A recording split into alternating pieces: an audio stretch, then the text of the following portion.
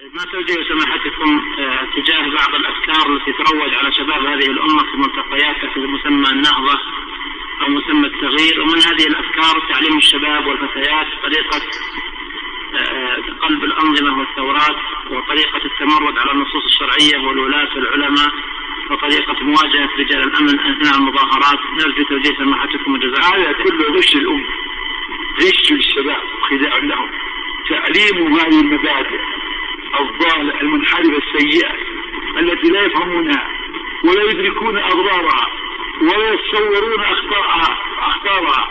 تعليم هذا غش وظلم وعدوان لا يجوز يعمل أبدا ولا يجوز على هذا الشيء.